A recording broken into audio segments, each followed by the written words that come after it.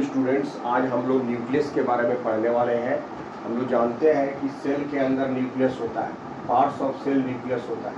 Nucleus को हम लोग सेलुलर कंपोनेंट भी बोलते हैं। सेल का ये भाग होता है, इसलिए इसको सेलुलर कंपोनेंट बोलते हैं। सेंट्रली लोकेटेड होता है, बीच में रहता है।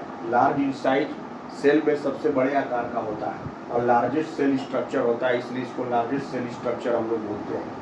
कंपोनेंट्स ऑफ न्यूक्लियस की बात करें हम लोग तो इसमें दो कंपोनेंट्स प्रमुख रूप से है। एक है न्यूक्लियर इन्वेलप, जिसको एनी शॉर्ट में बोलते हैं। दूसरा है न्यूक्लियोप्लाज्म। न्यूक्लियर इन्वेलप को हम लोग composed of two nuclear membrane बोलते हैं। न्यूक्लियस को बाहर से घेरे हुए रहता है two nuclear membrane. Covers nucleus को कवर करके रखता है। सेपरेट्स न्यूक्लियस एंड साइटोप्लाज्म और न्यूक्लियस को सेपरेट करता है। ये न्यूक्लियर इन्वेलप जो है, न्यूक्लियर मेम्ब्रेन जो है। Pores are present called nuclear pore. Nuclear membrane में जो है छोटे छोटे पोर्स होते हैं, जिसको हम लोग न्यूक्लियर पोर कहते हैं। Permit transfer of materials between nucleoplasm and cytoplasm. ये जो न्यूक्लियर पोर होता है वो परमिट्स करता है transfer of materials between nucleoplasm and cytoplasm. Cytoplasm और न्यूक्लियोप्लाज्म के बीच में कौन मटेरियल आएगा, कौन मटेरियल जाएगा, इसको ये परमिशन देता है।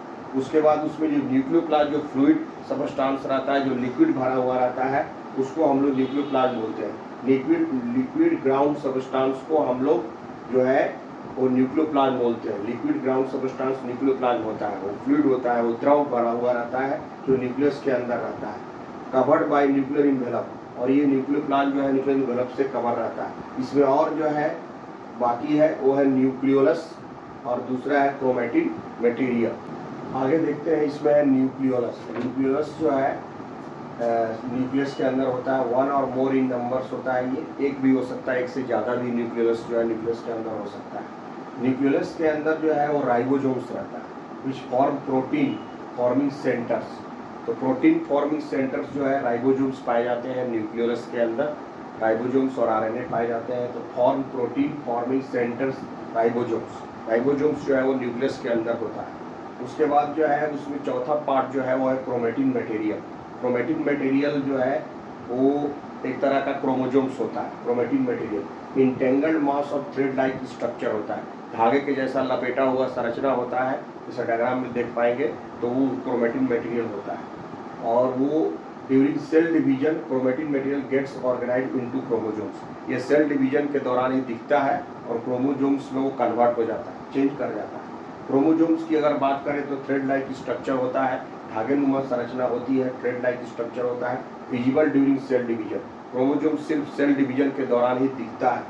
कंपोनेंट्स ऑफ क्रोमोसोम्स का अगर हम बात करें तो क्रोमोसोम्स किससे मिलकर बना है, तो डीएनए और प्रोटीन से मिलकर के बना होता है। हिस्टोन प्रोटीन से मिलकर बना होता है। क्रोमोसोम्स जो है वो DNA deoxy nucleic acid DNA और प्रोटीन से मिलकर के बना होता है। Functional segment of DNA are called genes. Chromosomes के ऊपर जीन्स लोकेटेड होते हैं और उसका फंक्शनल सेगमेंट को हम लोग जीन्स बोलते हैं। वो यूनिट ऑफ हेरिडिटी होता है।